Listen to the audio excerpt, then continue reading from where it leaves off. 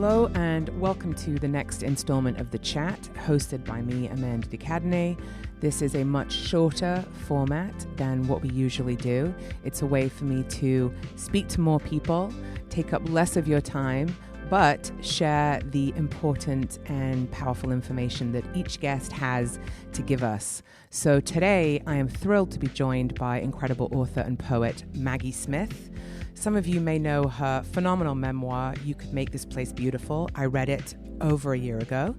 The good news is that this book is now out in paperback, so if you have not read it, I suggest you picking up a copy. Maggie has profound insights on resilience and navigating change. I really enjoyed talking to her, and I hope you enjoy this episode. Hi, Maggie. How are you? I love what you do in the world. Oh, goodness. Well, I love what you do in the world. Aren't we lucky to be able to be living at the same time and doing things in the world? We are. We really are. What is the one big way you have changed for the better? The one big way I have changed for the better, I have to say I trust myself more than I ever have. I think I spent a fair number of years only listening to the inner voice if it said what I wanted to hear.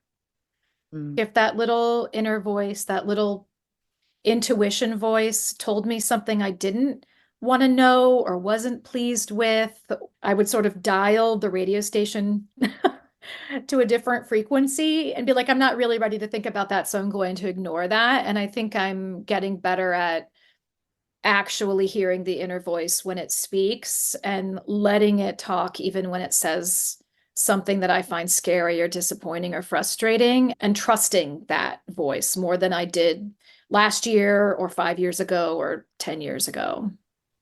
Wow, well done. It is work, especially when that little voice says something that's really inconvenient. Uh-huh. What aspect of your emotional life would you like to grow in?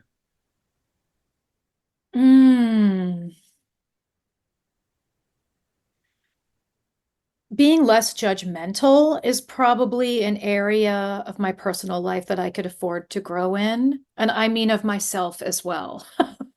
I think I still, as much as I'm a poet and I know that most of life exists in a gray, ambiguous area, I still find myself clinging to black and white thinking sometimes, even when it doesn't serve me. Like, this is good and this is bad. This is right and this is wrong. This is the way you do this and this is the way you don't do this, even though I know that's not necessarily true. And so allowing myself to sit in the ambiguity of things and be a little less quick to sort of jump into one of those camps of thinking, that's something that's hard for me. I'm a firstborn daughter. I grew up really believing this is the way you live, this is the way you do things, this is the path. And I think that's part of the way I was raised. And so building a different kind of family than the one that I grew up in, living a different kind of life than the life that I had when I was young. Obviously, my work is very different than the work that my parents did. And so some of that template doesn't line up in the same way. Learning to be more flexible and less dogmatic is something I would love to be able to do more of. Yeah. What is the most emotionally painful experience you've overcome? Oh, my divorce, for sure. I don't know that I'd say I've overcome it, although I don't think about it every day. So perhaps that's the measuring stick.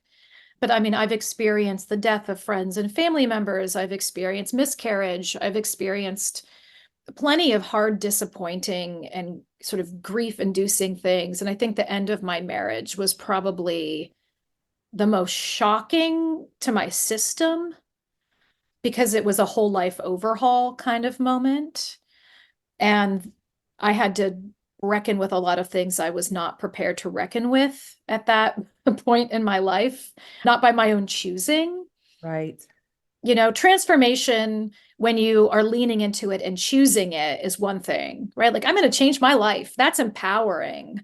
But having a change handed to you, that was really, really hard. And parenting kids through it was really hard. I don't know that I've overcome it, but I feel like I'm on the other side of it in a place that feels more peaceful, certainly than it did before. Congratulations. I'm sure that has Oh, been an immense amount of work to stand where you're standing today. thanks. Yeah. What is the next story you need to tell? Oh, that's a great question. I actually don't know what the answer to that is. It would actually probably help me decide what my next book is to write. And I don't know. I don't know what that is. I mean, after writing my memoir and publishing my memoir, I thought, well, I don't know that I'll ever do something like that again, but I'm certainly not ready now. It was such an excavation of self, and it was such a vulnerable act that trying to think about what to do next, part of me is like, maybe it's a novel. Hmm. Maybe the next story I have to tell is a fictional story so that I don't have to expose myself in the same ways that you expose yourself on that crash course of courage and vulnerability and publish a story about your actual life. So we'll see. I think that one is to be continued. That makes sense. How could you be nicer to yourself? Mm. Self-compassion is so hard. I think we should all be thinking about ways to be nicer to ourselves. Hmm. I'm so much more compassionate, I think, with my friends and my neighbors and my sisters than I am with myself. I think we just tend to like if we make a mistake or don't listen to our inner voice or do something we maybe know isn't the best thing for us, we beat ourselves up about it and think we knew better. We should have behaved in a different way. But if a Yes. friend came to you with that same situation and said, I made this decision I'm not really proud of, or I wasn't really living in a way that was in alignment with my values, we would be like, why are you doing this to yourself? Don't compound this already difficult situation by feeling ashamed of your own decision making or beating yourself up about it. You're doing your best. So I think in probably all areas of my life, being more patient and self-compassionate with myself would be a good way to go. Mm, I like that. What story about yourself is no longer serving you? Oh, there are so many. I'm sort of going through the Rolodex of stories in my mind that no longer serve me. To pick one, I think any story that we've been carrying around for years and or decades probably doesn't fit anymore. Even I just referred to myself as a firstborn daughter, and I'm a 47-year-old woman. So the idea that I'm still thinking of myself as like the 10-year-old who Yeah, had an 8-year-old sister and a 6-year-old sister and what that meant as far as like responsibility or expectation or behavior. It's so funny how these things are so deeply ingrained and become not only part of the identity. story, it is its identity. So it's not just the story that other people tell about you, it's the story you tell yourself about yourself. And Um, create our identity based on these things. Right, that don't even fit. And I find it so funny. I mean, I'm very close to my family. I live within several miles of almost everyone in my family. We have Sunday dinners every week. I mean, we have a 13-person dinner every Sunday at my parents' Wow. house. So I'm a very rooted individual. I still drive past the hospital where my mom was born, where I was born, where my kids were born on a weekly basis. And so this idea of family narrative and the narrative of who you are even in your family is so funny. So I've talked my way around to the answer. The narrative that I'm the scaredy cat. I Oh, grew up being the scaredy cat. I was very shy. I was afraid of heights. We would go on vacation. I would never ride a roller coaster. I was absolutely the most cautious, least risk-taking member of my immediate family. And it's hilarious now because I am the one who writes books and does public speaking and travels constantly for work. And I'm also the only one in my family who is a single parent raising two kids in a house I own alone by myself.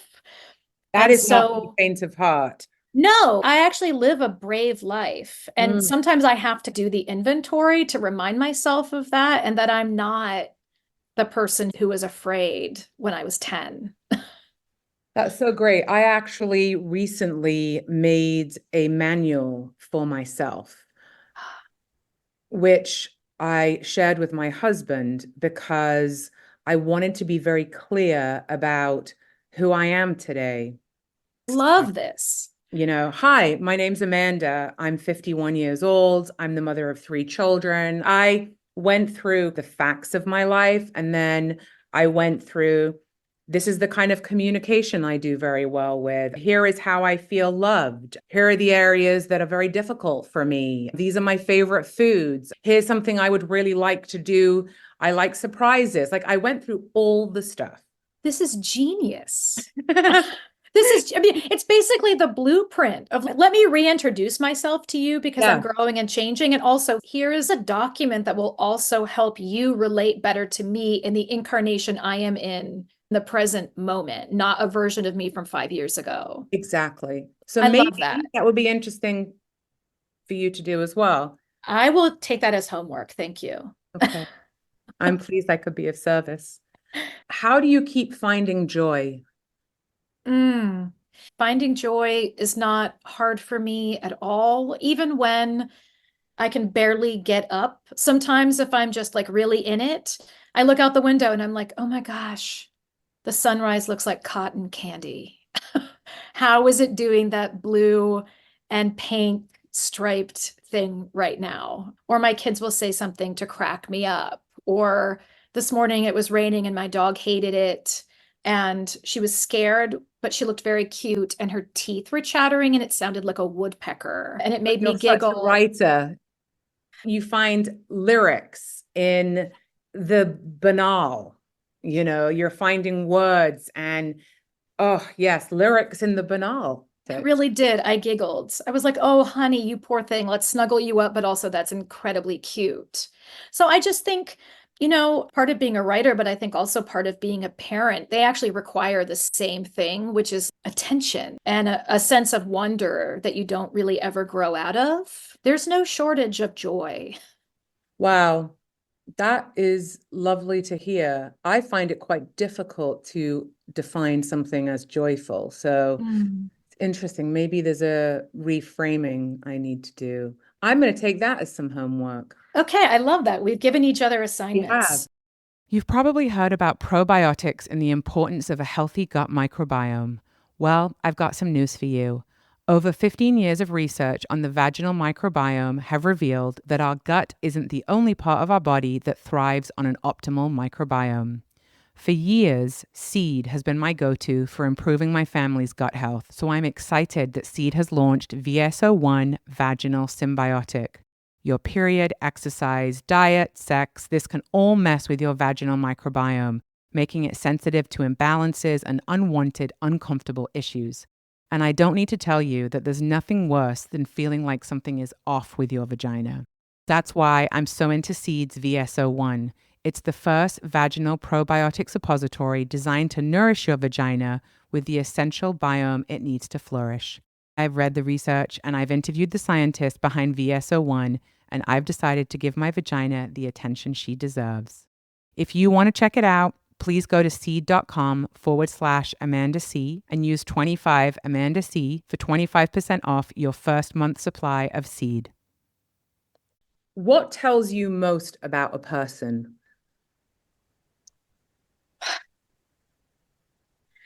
What tells me most about a person, honestly, probably first and foremost, is how they treat other people and animals. Yeah. Sense of humor is big for me too. I don't really have very many friends or people who I'm close to who aren't really funny. It's so important to me. If I can't laugh with you and be sarcastic with you and crack back and forth and have a witty repartee, we're not probably going to spend a lot of time together. That's just sort of my love language. That can go in your manual. It's definitely in my manual. You have to make me laugh. But I think seeing how people interact with others, that's the thing. Like if I'm walking with one of my kids and I meet someone and they don't acknowledge that I'm with my child, I'm registering that. Yes. Or I'm noticing the way people even are around. It sounds odd, but dogs. Oh, no, it does not sound odd. If I'm someone that stops people on the street to talk to their dogs, if people don't acknowledge the pets, it's like, you're not my kind of person. Yeah, I just think it's that kind of warmth and authenticity. And it's also like the way people treat children and animals, and frankly, people who can't offer them anything Yeah. of like Yes. transactional value. Yes. That to me is the real sign. You might be nice to me because you need something from me, but if you're nice to a child biking down the street, like, hey, good job, buddy. I see you've really managed the two-wheeler. That's just you being Generous. real and Yeah, yeah, yeah. generous. Yeah. I agree with you on that. What's your favorite place to nap? Oh, I can't nap. I don't have a favorite place to nap because unless I have the flu and I have 102 fever, I can't. I You're a actually don't napper. sleep. Yeah, I don't sleep well at night at all, and I don't sleep at all during the day. Okay, fair enough. What's the best piece of cake you've ever eaten? Oh, you know, I have an answer for that one. The best piece of cake I've ever eaten was a cake I made. I do bake, so this is not even a humble brag. I just bake. After the first Mother's Day I had after my divorce, it was me and the kids in the house. I made this enormous 3-layer buttermilk, like cocoa buttermilk dark chocolate cake with a cocoa cream cheese frosting, I want all that. from scratch. It was giant. It looked like the cake that Bruce Bogtrotter eats in that film Matilda. And then we ate it for breakfast at 8 o'clock in the morning, the kids and I. And it was like, you know what? We can do whatever we want. It's the first Mother's Day post-divorce. Let's just have some joy. So sometimes joy looks like eating layer cake at 8 o'clock in the morning. You are my kind of person. You really are. Oh my gosh. What would you tell your 80-year-old self? Oh, I actually, I'm more interested in what my 80-year-old self would have to offer me now than anything I could offer to my 80-year-old self. I don't even know if I'll be here when I'm 80. I don't know that like the genes, I don't know that it's in the cards for me, given my genes, to be here when I'm 80. But my instinct would just be to be like, you made it. Like, like, Let's sit well down and have a done. piece of cake. I think I would definitely deserve a piece of chocolate cake for breakfast if I make it to 80. Wow. Maybe I should restructure that question then, which would be, I'm thinking I'm going to restructure that one based on what you're saying. Interesting. Mm. Okay. How would you describe your relationship to loss? Oh, it's honestly, I think it's the subject I've been writing about the most over the past 5 years. So, my relationship to loss, it's been the thing I talk about the most in therapy, and also the thing that's become my work. And that's a really strange kind of Venn diagram to suss out when the thing that you talk about the most in therapy is also the way you are making a living in the world in some ways. And so I suppose my relationship to loss is that I've been sort of soaked through with it, both personally and professionally for several years. It's been the content of my life. And frankly, I'm really excited for it not to be the content of whatever that next story might be. Hmm. That's all my questions for you. Oh my gosh. Well, I mean, there weren't easy questions. They're not easy questions, but they're appropriately fitting for you, I think. Yeah, I mean, there were only a couple that I thought, I have to really think about that, or I have to talk my way into the answer. Like sometimes Yeah. I have to think out loud a bit before I come around the bend to like, oh, this is what I'm trying to say. Yes. Which, Amanda, is funny because that's how I write. I never know what I'm writing when I sit down to write. I write and write and write and write and write. And then I realize at a certain point, oh, That's what it is. is what I'm doing. And sometimes it's quite late in the game when I realize it. Well, it's allowing it to be revealed as opposed to setting an agenda for it to look a certain way, which takes quite a lot of faith, I think. Yeah, faith. And I think, quite honestly, the quickest way to kill a piece of art is to think you know more about it than it knows about itself. I don't really know what I'm doing until I'm doing it. And for me, that's part of the pleasure, is having those discoveries on the page and hoping that those discoveries will translate into the reader having discoveries for themselves rather than feeling like they're getting some pre-packaged. I think that is how life goes. We sort of don't really know where we are until we're there. And then you go, oh, hang on a minute, I'm here. Oh my God, okay. How did I get here? Yeah, It it is. It reminds me of the Talking Heads song. This is not my beautiful life. Wow. Well, much to my, I don't want to say disdain, but the work I'm doing at the moment is all about loss and grief. And it makes sense because of the stage of life that I'm at. But I'm like, oh, wow, okay. I guess I'm still going to be, in this space for a while longer. And I think when you make things that authentically come from you, Yeah. you can't fabricate it. Some people can, but you can't. I don't think you could, and I certainly can't. No. I think the trick of it is we don't choose our material. It chooses us. Oftentimes we're handed the material. And so if someone drops off a bunch of grief on your doorstep, you can stand and look at all of that grief, just like some construction workers come and dropped off a bunch of lumber or whatever in your driveway. And you're like, wait a minute, I didn't order all this lumber. This is not my material. Like, what is this? This is not my beautiful life. This is not my beautiful life. This is not my car. This is not my material. But in fact, it is. There's a reason it's been dropped off. And you can either fight the material or refuse to engage with the material or try to hire someone to haul it away for you or ignore it or put a tarp over it, but it's not probably going away. And so what can we do with it? And I think when we make things out of that material, even when it's wickedly painful material, it's not just for us, but it's something that might eventually, in whatever form it takes, help someone else deal with